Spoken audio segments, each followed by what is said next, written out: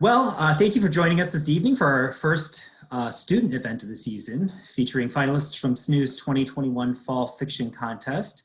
I am Jacob Powers, Associate Dean for the BA and MA Creative Writing programs, here with Paul Witcover, Associate Dean for the online MFA.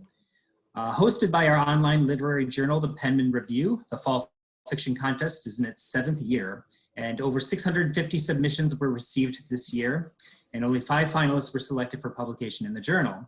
And we're happy to welcome the finalists here tonight and look forward to hearing from their winning stories. But before we get to that, I have a couple of housekeeping items I'd like to share. Today's session is being recorded, so you can avoid being recorded by keeping your microphone on mute and not typing in the chat.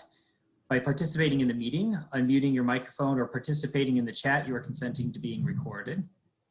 And as the finalists are reading their work, we encourage you to submit questions via the chat window to be addressed during the general Q&A session afterwards.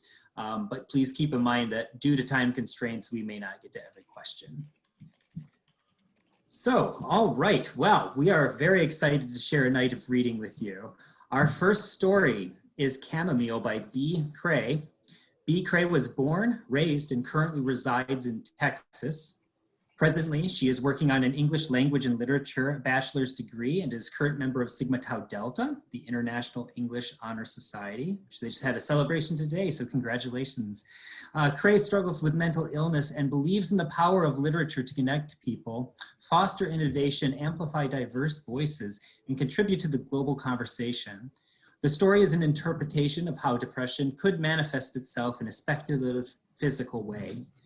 With that, I'd like to turn the mic over to my colleague, Paul Witcover, who will be reading Brittney Cray's piece, Chamomile.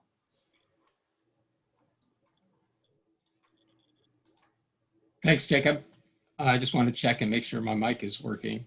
I'm not going to say very much about the story. It's a wonderful story, beautifully surreal piece of speculative fiction, I think, and I hope everyone enjoys it. Chamomile. Karen found more beauty in the world when she softened her gaze. The thing she appreciated most about her bedroom was the bird feeder Julian had placed just outside the window last spring. It was an attempt to bring her joy in the space she occupied the most. She had never seen a bird use the feeder, but found peace in the idea that substance existed for them. She was awake from her nap and sitting cross-legged on her bed in a meditative pose. The cup of chamomile tea she emptied the previous night still sat on her nightstand. The thought came to her to bring it to the kitchen, but she could not find the strength. Slowly and gently, she reached her hand to grab a handful of her hair. When she slowly brought it down to her lap, she contemplated the loose, stringy blonde hair in her hand. She considered what it meant to be human, and then wondered if wondering what it meant to be human made her any more human. Then she pondered if that was even what she wanted. She knew at this point that none of it mattered. She lay down on her back and waited. She waited for humility, waited for excitement, waited for greed, and waited for grace or mercy. She didn't want this to be the end. She just wanted to feel anything at all. Julian came home that evening just as the sun was beginning to set. He went to the bedroom to check on her. He hadn't looked at her any differently. However, if she was honest with herself, she realized now more than ever that he hadn't looked at her any differently in the past several years. Had he given up on her the way she had given up on herself? She waited for Julian to leave the room before she reached down and touched the bruise on her leg. She gently pressed her cadaverous fingers into the softening flesh that was caving like an overripe fruit. She felt around until she felt bone, but that was all she felt. There was no pain. There was no confusion. She decided to join Julian on the porch. As she sat on the well-worn bench, she looked out and wondered what corner of the earth she would inhabit after she died. She then realized anything she would tell herself would be a lie. There was no way of knowing how her memory would live on. Julian had prepared her a cup of hot chamomile tea. She cupped the tin camping mug with both hands and tried to feel its comforting warmth. As she brought the cup to her thin lips, she hoped the first sip would alleviate her, as it often did. She took a cautious sip and then began to feel her tongue loosened from her mouth as it made a plop in her mug. They sat in silence for several minutes. She turned and looked at Julian square in the face.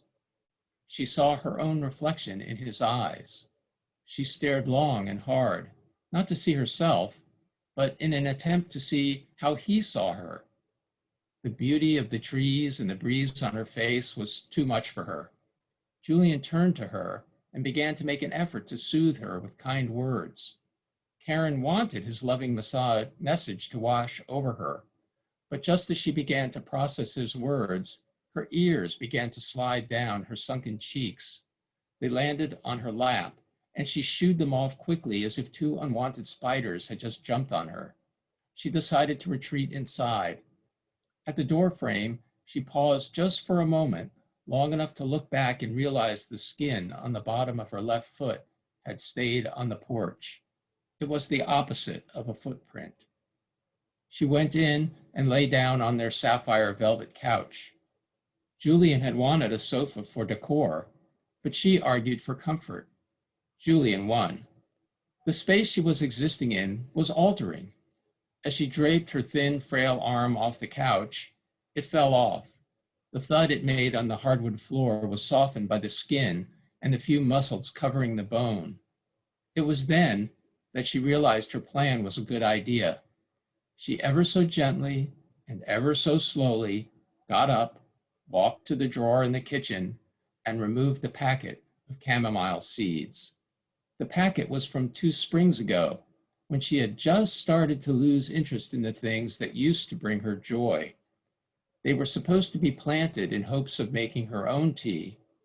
She stood there for a while, holding the seeds and making terms with what she knew she had to do. The kitchen counter was cluttered with junk mail.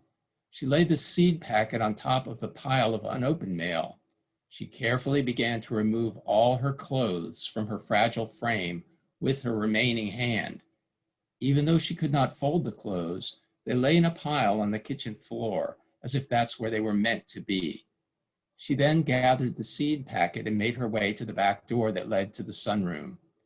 She proceeded to open the door and walk down the 3 steps to the sunroom. As she passed through the door, her skin melted off her body, as if it were just another layer of clothes to shed. She continued through the sunroom to the back door, which led to their back porch. She took a moment to try to enjoy the nature in the backyard. The lack of children's toys, such as a swing set or trampoline, stung her. After losing her father to lung cancer when she was 12 years old, she knew she didn't want to bring someone into the world to possibly suffer the same loss she experienced. Warm tears began to dribble out of her sunken eyes. Her right eye cascaded out of its socket like a boulder being thrown from a waterfall. It only rolled a few inches on the weathered wooden porch when it finally hit the ground. This made her decision easier. She proceeded to her garden bed that had been unkempt for years. She remembered the afternoon that Julian had surprised her with the freshly tilled spot of soil and the white plastic fence surrounding the plot. He had even placed trellises along the long side for her to grow her beans and honeysuckles. The garden now was a barren space for maggots and cat shit. She gently stepped over the now corroded white fence and slowly lowered herself on the cool patch of dirt. She brought her bony fingers to her remaining eye and proceeded to loosen it from its socket. She laid the sticky globe next to the earth beside her. She picked up the packet and took one more deep breath before pouring the chamomile seeds into the 2 caverns where her eyes used to be. She then lay entirely still. The clouds above began to darken and sympathetically cried over the shell that was once Karen. Thank you so much for reading that, Paul. A wonderful story, Chamomile, and thank you, B. Cray, for allowing us to read it as well. I really appreciated how it just seemed so this deconstruction was so casual in tone, and I just love that about this particular piece. So thank you so much. I want to move on to our next reader for the night, and that's Janet Petrine. So she will be reading her story, Whispers of the Archipelago. She writes from the center of a big, fun, and mostly unruly family. Several of her stories were in literary magazines, and Janet studied writing at SNHU and has spent the last 20 years in the operating room assisting anesthesiologists, I should have practiced that one, to deliver the pharmaceutical oblivion necessary for surgery. This remarkable and remarkably unnerving world has lent a unique understanding to Janet's work and our shared human vulnerability, the overarching theme of her collection of short stories. So Janet, welcome, and thank you so much for reading your piece to us. Thank you for inviting me. So this is a story about a young Inuit woman, and it whispers of the archipelago. Locals were accustomed to the peculiarities that laced through their meager population. The strange behavior was a companion to the endless winters in the harsh wilderness. For those among them with fragile souls, the magnificence of their seclusion brought instability. One young woman, the spiking peaks of Denali backdropping her life, heard the gentle urging of whispers. Lily heard voices all of her life, in the wind rushing over the tall, undulating summer grass of the tundra, and the snap and flutter of pinned sheets. The voices had frightened her at first, whispering while she played in the black spruce forest, toes buried in a soft cushion of dried pine needles. By the time child had given way to woman, the voices no longer frightened her. The murmuring had become a curious partner. She could not make out words, yet they were there, indiscernible utterings swirling at the edge of the wind. They lured her to where she did not know. Lily-tied flies, minute buoyant lures that fishermen angled after sockeye and coho from the shores of gurgling rivers. At a table strewn with tiny colored feathers and sparkling thread, she fashioned miniature fly masterpieces. Her graceful fingers wove feathery replica insects, delicate fairy tale amphibians. As the other girls were taken up for marriage by the local boys, Lily hung sheets on a line in a backyard that went on forever, and she crafted steelhead poppers, yuck bugs, and her signature whirling silver dragon. She listened to the voices howl over the great mountain, breathe their hushed provocations through the white trunk rows of quaking aspen. One evening at dinner, Lily's father forced a guest, a big-boned local trapper who wore beaver hide and possum tail in the summer. His weather-beaten face made him look older than he was, which was twice Lily's 24 years. He had unsuccessfully attempted to court every available woman in the province. And as a last resort, he vied for Lily, the girl who heard voices. He sized her up over a plate of roasted elk and decided that she was not ugly and somewhat pretty even when observed from certain angles. It was Lily's eyes that sealed her fate, an ancient blazing green. For the locals, her eyes were trademark of her craziness. The nervous glances, emerald pearls of trepidation, triggered images of prey for the trapper, the glare of the lynx, the wily gaze of an Arctic fox. He watched her rise and sit, mound potatoes and pour dark ale. In his excitement, he spat food when he spoke. He choked on his beer. He pictured himself chasing her round and round his kitchen table, past the hides, past the slacked open jaws, and out to the kill yard. The scene playing in his eyes made Lily want to fly away, to take wing and sail over the pointy tips of the black spruce, over the icy brink of Denali. Lily closed her eyes and pictured the sea beneath her, crashing against the gray volcanic rises of the archipelago. The voices low and murmuring, rumbled the pit of her stomach. A few nights later, Lily's father, fatigued and resolute, explained that sometimes life boiled down to simple decisions. He underscored through her sobs the need for clear thinking, for practical considerations like the prices paid nowadays for wolverine hide. He was not to live forever, and her flies, however beautiful, could not sustain her without him. With her head in her hands, her long black hair a disheveled hive of misery, he gently spoke the words that stopped her whimpering. "You're different, Lil," he said, voice faltering. Now we make the best of it. A month before the wedding, Lily trudged 6 miles along a narrow creek to town. She did not notice her favorite thick-billed murre perched in a giant boulder next to her, or hear the wail of a faraway Arctic loon. A gentle snow piled on the path, on the rocks strewn at the edges of the creek. Her hat, black badger with tail, slowly crested white. And when she arrived at the tiny general store, shoulders slumped in despair, she took a deep, reluctant breath and stamped the snow off her boots and opened the door. The store, entirely made of wood, was packed to the rafters with everything from goat milk to chainsaws, from perfume to Lily's tiny feathered lures. The shopkeep, an old, wide-faced woman with eyes the color of sky, did not smile when Lily slumped to the counter. Instead, she looked away as not to increase Lily's suffering. She knew, as did the rest of the village, about the coming marriage. She quietly unraveled bolts of fabric across a dull glass countertop. Lily glazed it, delicate embellished linen and shimmering silk scattered with miniature roses. She shook her head and pointed to a wheat-colored hemp tucked next to the burlap behind the counter. The old woman cut the yardage, and when she handed Lily her package of disappointment, she took her hand and squeezed.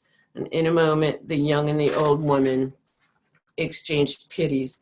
Emerald desperation met the merciful sky. The sound of a bell signaled the arrival of a customer tinkled through the store. A young man, tall and lean, his angled face unfamiliar to Lily, stood just inside the door. His gaze settled on her fretful green eyes, and stayed there until fear overtook him. He suddenly looked as if he would run. Instead, he hurried to the bait and tackle counter, his shoulder brushing Lily's on the way. Her voices stirred.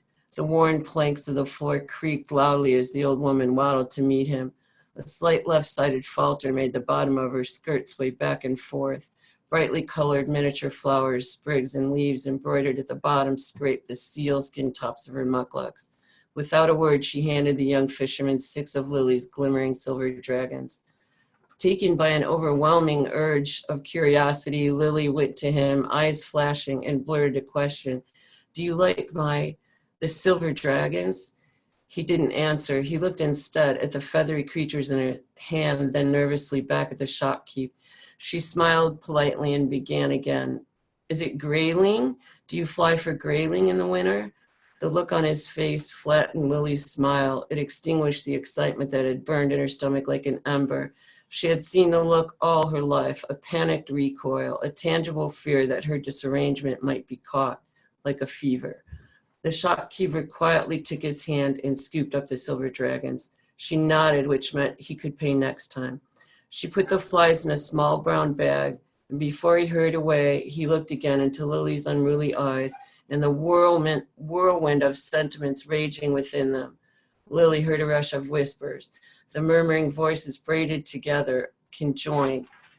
She tried to understand, and the sound of the bell jolted her attention. She watched him walk out the door, and before he disappeared, he turned and looked at her through the foggy plate glass. No one ever really looked at her, never intentionally.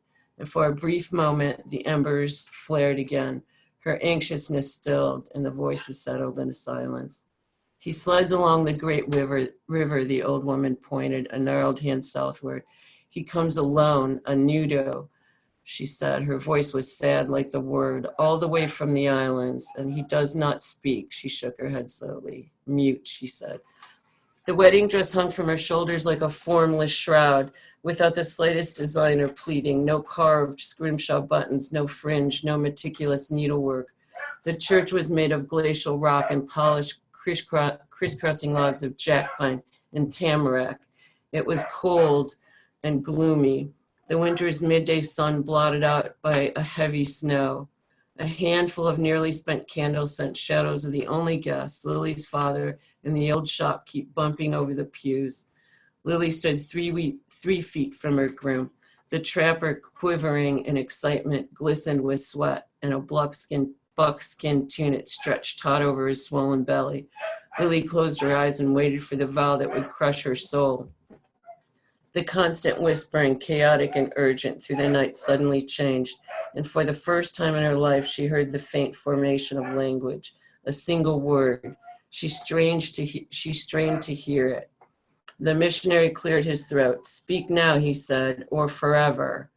The heavy door suddenly creaked open and everyone turned. The young fisherman stood in the frame. A rush of snow blew in behind him. The shopkeep gasped. And just as it had through the foggy glass, the fisherman's gaze fell upon Lily and it stayed, his eyes burning through her. In his arms, a white fox in Caribou Park awaited, shades of earth and brown against snow-white fur. Flowing rows were bordered by intricate geometric fleece. Beaded fringe and brightly colored Arctic flowers embroidered the edges. And the shopkeep threw her hands in the air, then around Lily's father, her brown face awash with wrinkled joy, with Kiraruk. Lily's voices converged into a single phrase, a brilliant crystalline instruction: fly. The end. Thank you so much for sharing that, Janet. And thank you. It was a little bit of an altered version, as we talked about Yes. before this, and it was interesting to read along on the website and stuff and see the changes and everything. I was expecting the run at the end, but fly. I like that word choice there. So thank you so much again for reading.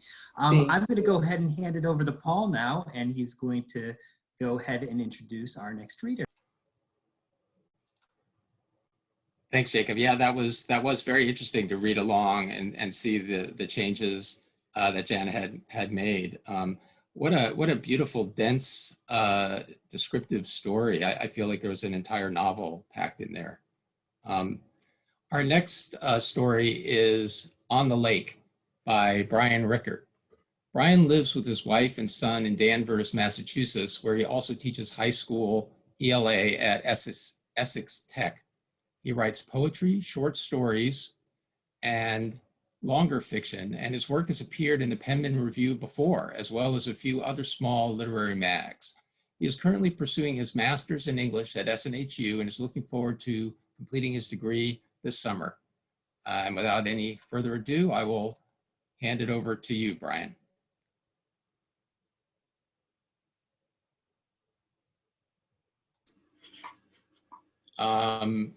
I think someone has stopped my video.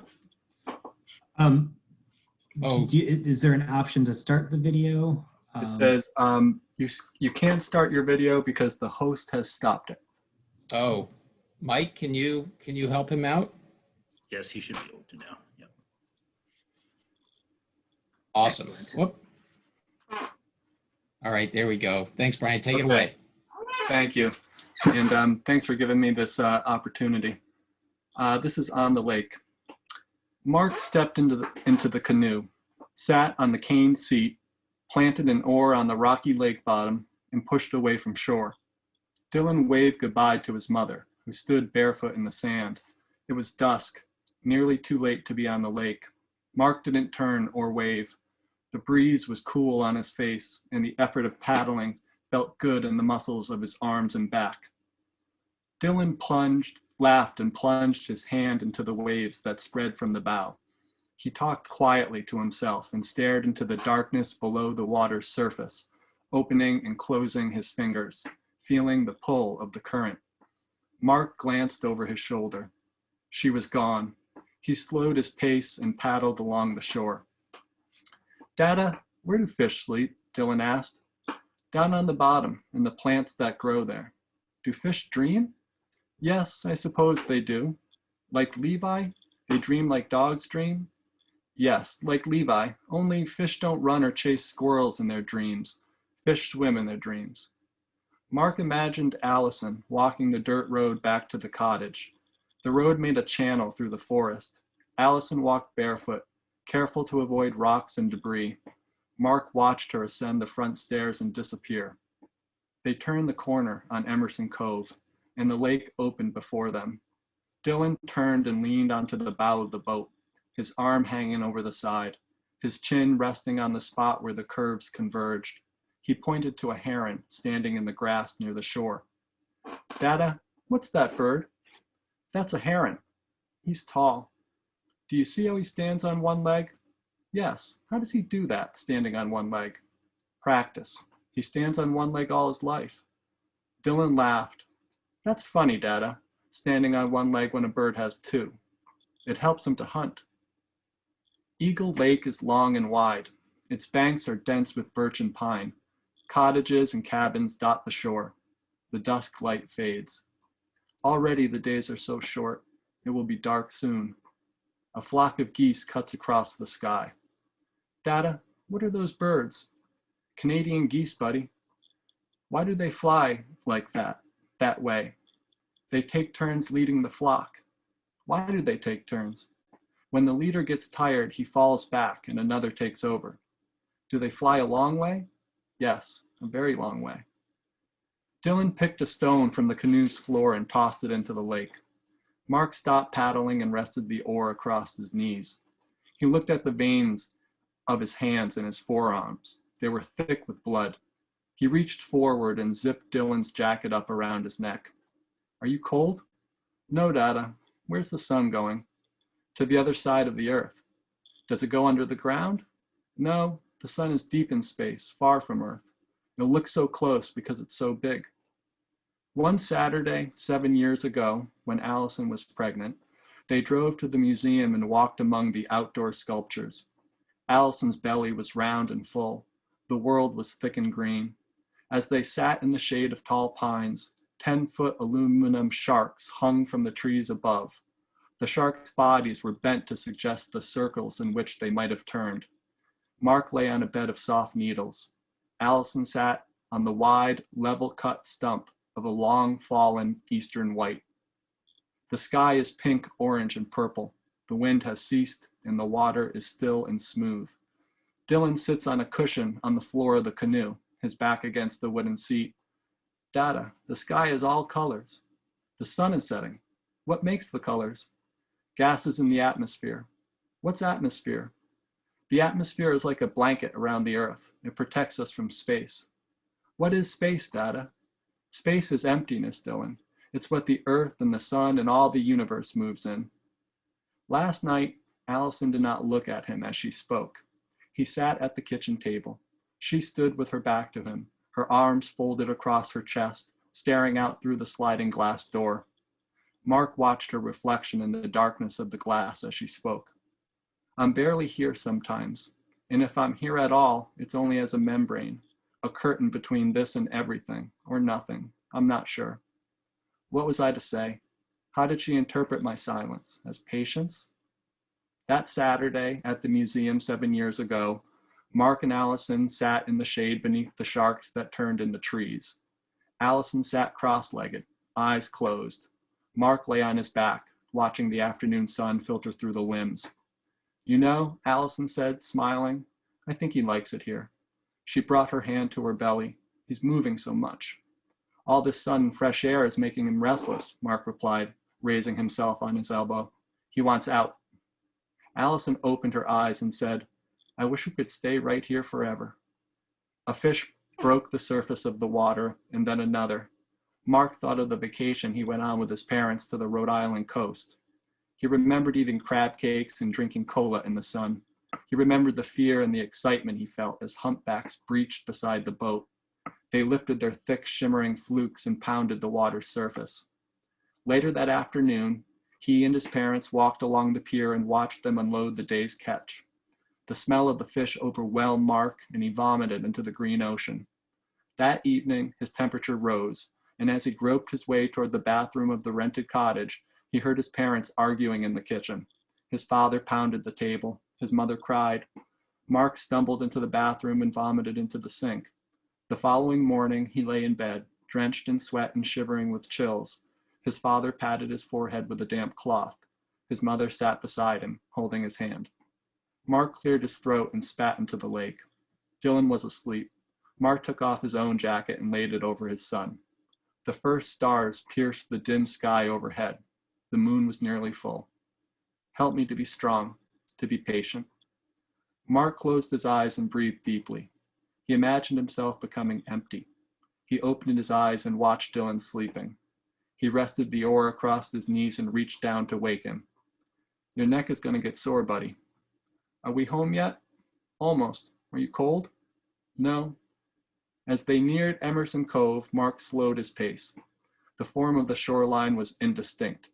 He paddled the canoe towards the shallows, and soon its bottom scraped along the rocky shore. He pulled his pants to his knees before stepping out and pulling the canoe onto the beach. "Can you walk, Dylan?" "Carry me, Dada." The boy wrapped his arms around his father's neck and rested his head on his shoulder. "Did you have a good day, buddy?" "Yeah." "You sleepy?" "I guess so." Mark walked the dirt road towards the cottage with Dylan asleep on his shoulder.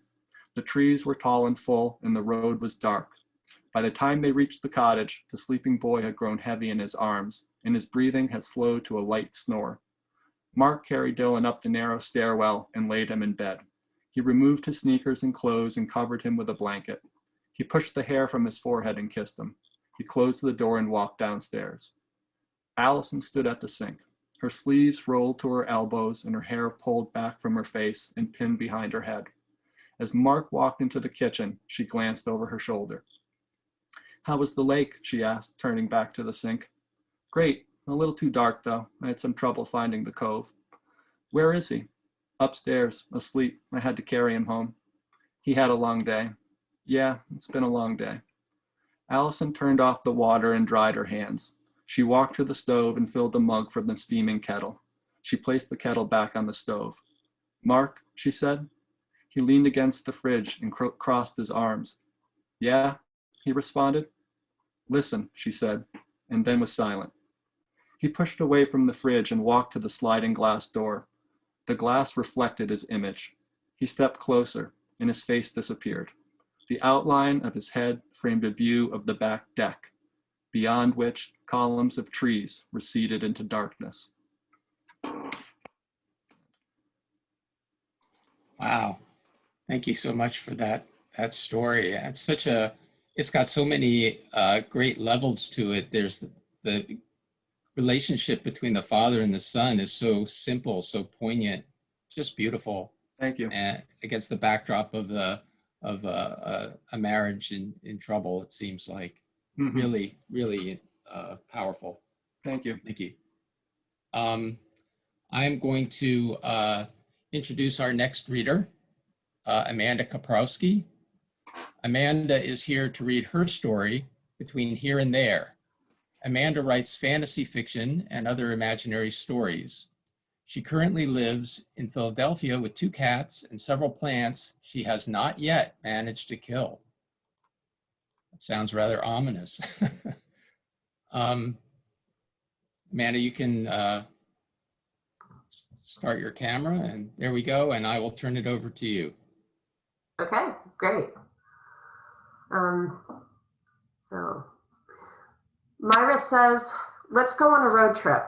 And Alice looks at her like she has 2 heads because there is work and family. And because Myra always says things like, "Let's open a thrift shop," or "Let's join the Polar Bear Club." And she can only be taken seriously perhaps 50% of the time. But maybe long-term exposure over the course of their friendship has simply worn away her resistance. And besides, it's been an endless year of lockdowns and quarantines and sitting alone for far too long with her own thoughts. So Alice just says, "Okay, when do we leave?" Myra grins. They head south so Myra can get her kicks on Route 66, even though it hasn't existed as part of the interstate in years, and what they're actually doing is driving the parallel roads that have replaced it. Still, sometimes they pass exits that ask them to take time to enjoy historic Route 66, and sometimes they see where the ghost of a road follows them. They pass through towns with names like Crab Orchard and Bucksnort, and watch as civilization grows a little more sparse and further in between than the crowded Northeast. At rest stops and gas stations, Alice gets out and stretches her legs and uses the restrooms. Myra does the same, but always manages to find a right quarter machine if one exists. She amasses an array of additional passengers from her prizes: a ninja, a rubber gecko, a round something that Alice can't identify beyond its 2 mismatched eyes. They all sit patiently in front of a radio that mostly picks up country music and right-wing talk shows. One such container Myra simply hands to Alice and says, "Here." It holds a necklace with a turtle made of some sort of shiny black stone. Alice has loved turtles since she was 5. She doesn't say thanks, just slips it over her head, and doesn't stop grinning for an hour. Myra looks pleased. They stop by the Billy Bass Adoption Center in Little Rock and are serenaded with a surround sound rendition of Take Me to the River by 100 Fake Fish. They find a tourist trap in Oklahoma with about 1,000 different sodas, most of which Alice has never heard of, and she tries something that appears to be blueberry flavored. It's a mistake. In Groom, Texas, they visit the second largest cross in the Western Hemisphere. Myra questions just how many giant crosses any given hemisphere needs. There are life-size statues representing the stations of the cross standing next to it, and Alice takes photos of Myra making lewd gestures at a pious and sad-looking Mary. They're probably both going to hell. Alice doesn't care. They linger by the Grand Canyon for 2 full days. Myra has found another quarter machine in the restaurant next to their motel and has her newest treasure, a silver robot that looks sort of like Godzilla, out and ready. She takes forced perspective photos of him stomping on pine trees lying across the divide. Alice turns from her for a while and takes in the sheer vastness of the cliffside, the effects of millions of years of endless erosion. She feels insignificant at the thought of such time and power. When she glances back at Myra, the robot has vanished. Myra only stares out at the remarkable tableau in front of her, the sun catching highlights of near blue in her black hair as she tucks an uncooperative strand behind her ear, fighting a losing battle with the wind. For once, she doesn't look amused, simply awed. Oh, Alice thinks. They enter California and head for the coast, riding the 101 north. They walk around Hearst Castle, with Myra ensuring their fellow tourists know Rosebud was a sled over and over and over again. They stop by the beaches around Santa Barbara, and Alice watches Myra run laughing into the surf. She thinks about how much she likes the color of Myra's swimsuit and how much it fits her. They see about 40 different signs for Ostrich Land, USA, so by the time they're at the turnoff for it, Myra is absolutely dying to see it. Alice could care less, but figures it's worth it to watch a particularly obnoxious bird seize Myra's sunglasses and run off with them. Alice has rarely laughed so much, and Myra's complaints about that fucking kleptomaniac ostrich just makes her laugh harder. At Pismo Beach, they find the Butterfly Grove. Alice has never seen so many butterflies in her life and is a little overwhelmed by the sheer mass of black and orange bodies that surround them. She's almost afraid to move, fearful her clumsy human body may inadvertently crush delicate wings, tear frail insect legs. Myra patiently waits by a bush, hand outstretched, until a few brave butterflies decide to explore her arm. And Alice knows this moment will always stay with her. Myra with her arm in front of her, butterflies dancing along her skin, wonder in her smile. The motel is nothing special, just a clean place to lay their heads after a long day of travel. They rent a terrible romantic comedy from the BOD and a microwave popcorn in the kitchenette. Hey, you've got here. Myra reaches out to pick up a kernel that's dropped onto Alice's shirt. They are close, as Myra seems to realize too late, trying to draw her hand back. Alice grasps it with her own, lets their fingers intertwine. The turtle necklace lays cool against her chest. When they kiss, it's like their hands fitting together, like sitting in the car next to each other, singing along to It's the End of the World as We Know It and yelling out Leonard Bernstein in unison, like Myra saying, let's go, and Alice saying, okay.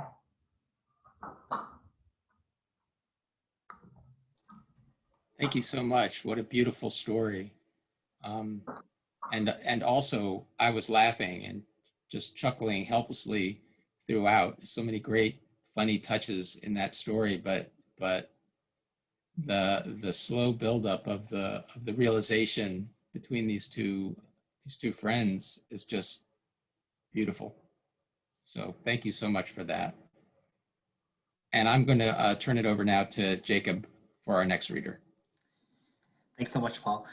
So our final story for the night is Rachel Enright's piece, The Graveyard of Abandoned Dreams. Rachel is a high school English teacher who loves writing whenever she can. She is pursuing her MA in English at Southern New Hampshire University. And when she isn't teaching or writing, Enright can be found hanging out with her friends or traveling No matter where she is, she always has a book with her. Rachel, welcome, and thank you so much for reading tonight. All right, thank you very much. All right, so this is The Graveyard of Abandoned Dreams. The Graveyard of Abandoned Dreams was starting to get crowded. As far as Walt the Gravedigger could see, headstones jutted out of the ground like sentries on a forgotten battlefield, weather-worn and exhausted from bearing the weight of an unfulfilled life. It was getting harder to find an open plot. Even the smaller dreams, which usually arrived in a knapsack or a shoebox, took up precious space, and each night Walt would find himself staying later and later as he wove between the gravestones, trying to find an untouched plot big enough for whatever dream had most recently been abandoned. Of course, Walt had brought this up at the last city council meeting, trading his blue coveralls for dress pants and the tie his father had been married in. But there were budget cuts, the councilwoman had explained, rattling off terms like zoning and fiscal year and allocation of assets, as though her fancy words made up for the fact that, just outside of town, the ghosts of abandoned dreams were rioting every time the gravedigger brought in a new tenant. And so, on that cold January night, Walt found himself taking his third trip around the graveyard, wondering just how mad the ghost of early retirement would be if Walt simply buried this new dream on top of it. Walt sighed, dropping the bag, it was a small one tonight, down on the hard earth and resigning himself to the fact that he would have to bunk bed 2 abandoned dreams. "Don't even think about it, son," a voice hissed behind him, seconds before the ghost of early retirement appeared, his ghostly briefcase floating ominously beside him. Walt, knowing he would be working well beyond the retirement age, shrugged, figuring that being haunted by the ghost of early retirement was the least of his concerns right now. His mother had always said that April was the cruelest month, but as Walt tried and failed to force his shovel into the frozen ground, he had to disagree. January, with his sharp winds and merciless snow, was far, far crueler. Walt tried again, putting all his weight into the handle of the shovel and cursing a blue streak when all he managed to accomplish was sending a crack down the shaft of the shovel. Behind him, he could hear the ghost of early retirement let out a harumph that seemed to say, "Serves you right." Walt ignored him, going back to his truck. Used trucks were cheaper than hearses, more damn budget cuts, and grabbing a new shovel.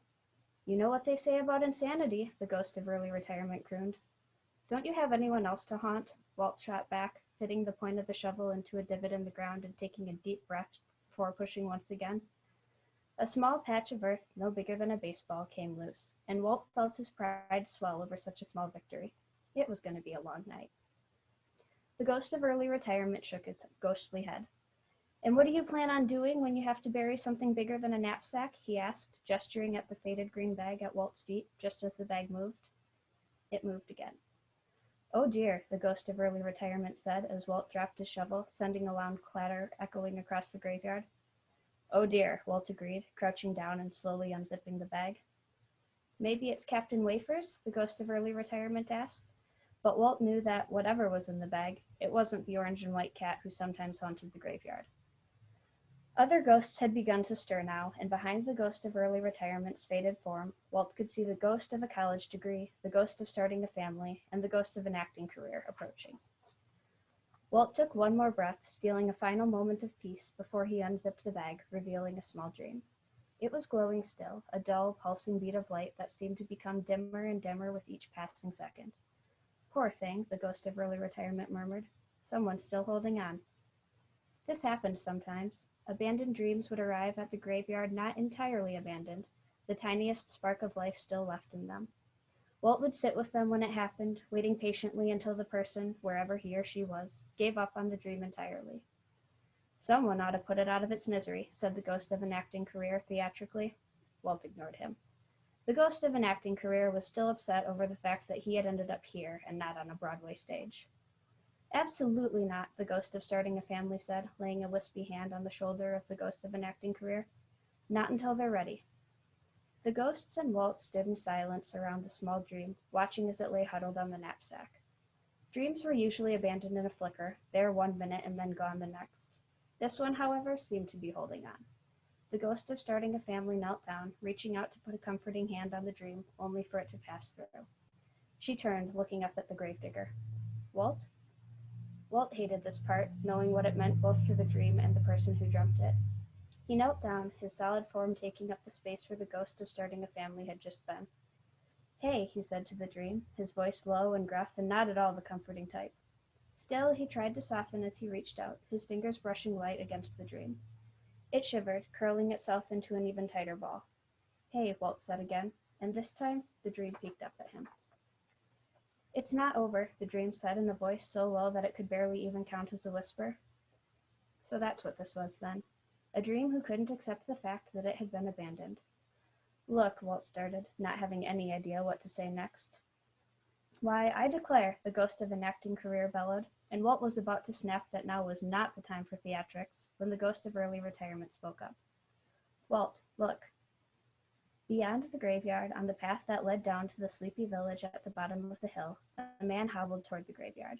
He leaned heavily on an old-fashioned walking stick, and Captain Wafers trotted alongside him, pausing every few moments to let the man catch up. Can I help you? Walt asked when the man was within earshot, keeping one eye on the dream that was still huddled at his feet. I sure hope so, the man wheezed, and Walt got the impression that the man had been walking for a very long time. I need to get my dream back. The man's gaze slid past Walt and landed on the knapsack and the huddled-up dream atop it. Good, the man exhaled. I'm not too late. Walt, too, glanced down, and he could have sworn the dream's glow, which had just seconds before been fading fast, was now brighter. This one? Walt asked, pointing down. The man nodded, and Walt knelt back down, inspecting the knapsack. Dream of finding true love, the tag read. Her name was Essie, the man offered before Walt could even ask, and we were together for 40 years. But after she died, he trailed off, looking at Walt and giving a small shrug. Well, after she died, I thought that was it for me. But then I met Rose. Walt watched as the man smiled and reached into his pocket, pulling out a small velvet box. I know I'm old, and I thought my dream of finding true love died when Essie did. But with Rose, I think I might have that dream again. At his feet, Walt heard a chattering noise, and he looked down to see the dream moving cat-like toward the man. It leapt after Captain Wafers, circling the graveyard's cat playfully before jumping up and settling on the man's shoulder. The man grinned, reaching up to give his dream an affectionate pat before he slipped the ring box back into his pocket and turned to pick his way back along the path, away from the graveyard. Walt and the ghosts watched him go in silence, both happy for the man and envious of the dream for getting a second chance. Walt took one last glimpse of the man, who was little more than a speck in the distance now, before he picked up his shovel and the empty knapsack and put them in the truck. There would be no new ghosts entering the graveyard of abandoned dreams tonight. The end. Thank you so much for reading that, Rachel. How wonderful, just magical, and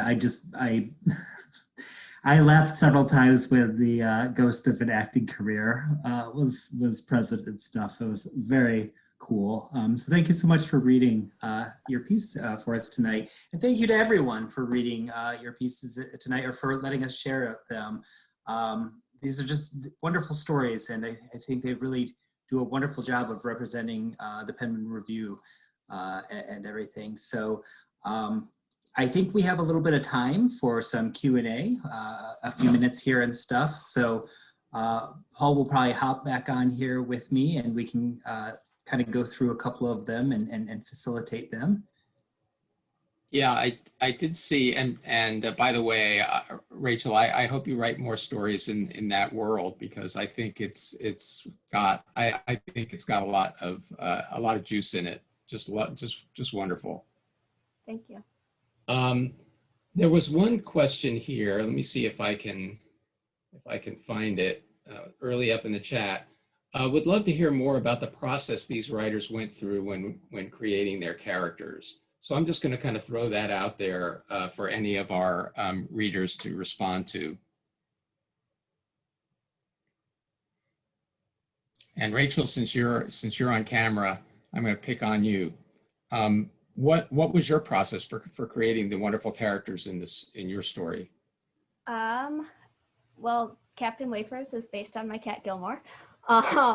And other than that, I don't know. I felt like I wanted like Walt to be as like blue collar as he could be. And so I really wanted that to like shine through, of showing how he's just trying to do his job. And yet there's all of these external issues that like not everybody is seeing the work that he's putting in, and yet he's just struggling to do his job. So that was sort of my focus with him.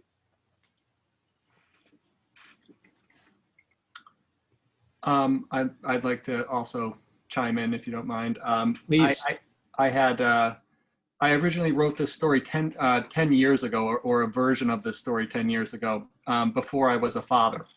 And I wrote it originally about my sister and her husband and their son Aiden and their dog Dixie, and then I put the story away for 10 years. And when I saw this the fall fiction contest, I was like, oh, you know, maybe I'll pull that story out and take a look at it. And so it was 3,000 words long originally, and so I had to trim it down quite a bit. And I rewrote the whole thing as a husband and a father and the owner of a dog. So to have that opportunity to like write it about my sister and my brother-in-law and my nephew the first time, and then to rewrite the whole thing about essentially, I mean, myself and my son and my wife. I mean, my wife and I are great, so there's nothing going on there. So it was a real kind of personal, layered experience of writing that story and building those characters. Thanks for sharing that, Brian. And actually, I think that's a good, what you said about how you had written it 10 years ago and then revisited and stuff is a good segue into another question that we have. And I can open this up to the entire floor as well. But how do you know when your story is ready to be submitted for contests or publication or to literary journals? I mean, putting it away for so long of a period and then bringing it back out, like what is there a specific signal that you look for in your writing or in your brain or something that says, you know what, this is it, it's time to start submitting?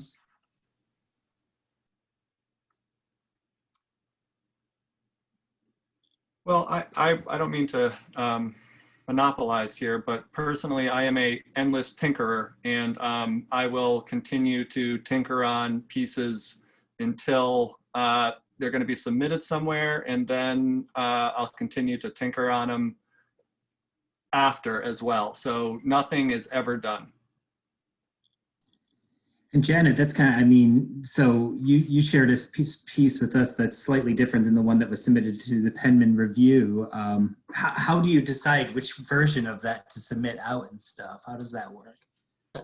I have to agree that I just don't leave them alone for long. And sometimes that's a mistake I've found. Lately, I think if I have a number of words that I'm trying to write to, this one, I wanted to write a short, which I had never done before. And that word count really helped me slim it down and say a bunch in a short time. At least I tried. So yeah, I don't know that I ever know that it's done. Yeah, I have a hard time with that. Mm-hmm. There's a question in the chat that's kind of relevant to what both of you were just saying. It's addressed to Brian, but I think it's, like I said, relevant to both of you and maybe more. How do you decide what elements are relevant and which can leave the story without impacting the overall plot? I mean, Janet, you were talking about the length requirements help you because you had to keep it within a certain word count. So how do you know what stays and what goes?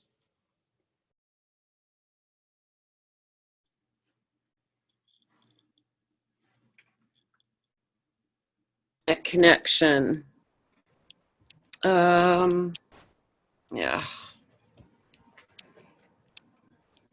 We can actually hear you if you want to. Oh, good. I'll just keep going. I live in a sort of rural area. It happens regularly. I apologize. No I have found over the years that the things that I do heavily, I'm way too descriptive. I could try really hard to make grass speak, and, I shied away from dialogue for a long time. And I feel that that is definitely a shortcoming I have, that I'm overly descriptive. So that's one of the first things that I try and trim. It's really hard for me, but I do throw a lot out. And then I think unless it really moves the story forward, there's a lot of things I love, and then I go back and look at it and it's just kind of dangling there. So if it doesn't move the story forward, I know I can get rid of that. I always want to keep it moving. Hopefully I stay on now. Amanda, I want to also invite you to chime in if feel so moved? Yeah, sure. I think I kind of come weirdly from the opposite direction, which is I oftentimes have trouble kind of expanding my word count out, which is making writing a novel very interesting. But I think a lot of it is, I mean, it sounds stupid, but a lot of it is just practice. I originally came from the world of like fan fiction, especially when I was a lot younger. And one of the trends at the time when I was participating in fandom was drabbles, in which you had to write a story in exactly 100 words. So a lot of that like really forces you to really cut down on language and really just focus on what's most essential. So I think a lot of the time it's just a matter of like giving yourself a very hard word count, and that will help to focus and help to really pare down to what's most important to the story.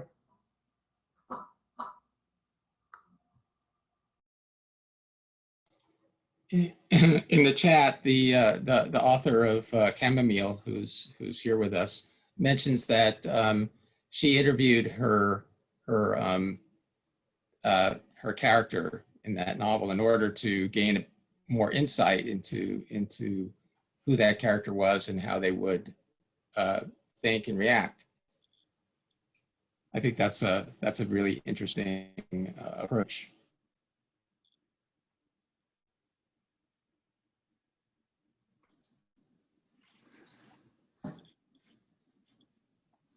Great. Did we have any other questions from any participants tonight, or are you all just still basking in all of the wonderful stories that we heard?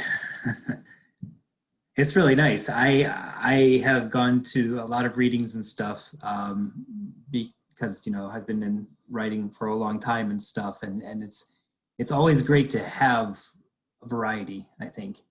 And to have like five different stories, all with unique perspectives and styles and voice and everything. It just really helps capture just you know what can be done with the written word. So Yeah, I just want to thank you all again for reading and for sharing your work with us tonight and for submitting to the Penmen review, and congratulations as well. But Paul, you were going to say something? Yeah, and I was just going to say, I mean, the stories are all wonderfully unique and stand completely on their own. But one of the great things about a reading like this is that unexpected little connections start to pop up between the stories, coincidences of theme, resonances that maybe take place on a not quite conscious level, but you sort of feel them as you're listening. And I just love that. And I felt like these stories really worked well together in that way.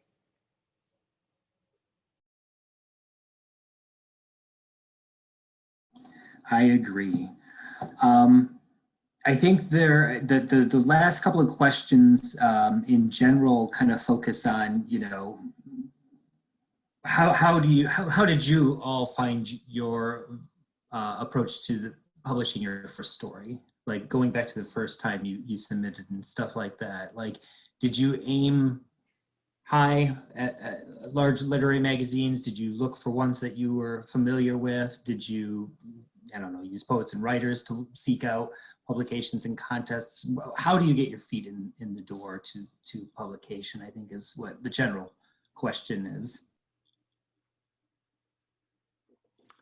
I'll say that the internet has made it a lot easier.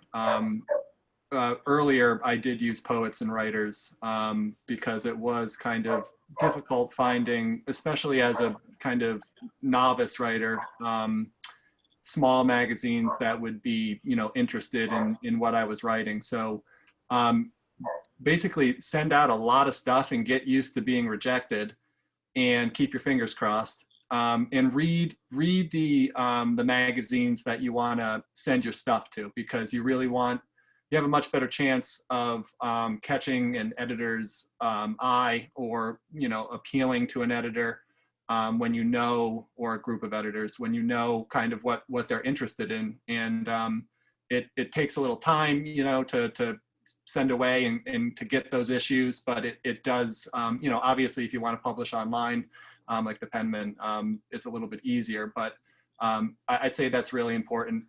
Read the magazines you want to publish in and send out a lot and get used to being rejected and just keep firing them out there. I think that is all sound advice and good to end on for tonight. Thank you, Brian. Thank you, everyone. Rachel, Amanda, Paul for reading B. Cray's work, and B. Cray for letting us share, and Janet, everyone. Did I miss someone? Rachel, Amanda, Brian, Janet? I think I got everyone. Thank you so much. Questions from, I'm sorry, I should say, for the fall fiction finalists for sharing the work with us tonight. I'd like to encourage everyone to, check out the stories at the Penmen Review's website for more information on submissions in our annual fall contest as well. You'll find plenty of stories and resources to read and share there too. So the site is super easy to access. Penmen Review, Penmen review.com. And we're so glad you were able to join us and invite you to be on the lookout for the future Word for Word events.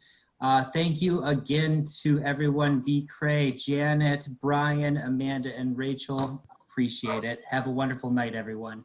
Take care. Thank you. Thank you so much. Good night, everyone. Thank you so much. Good night. Thank you. Good night.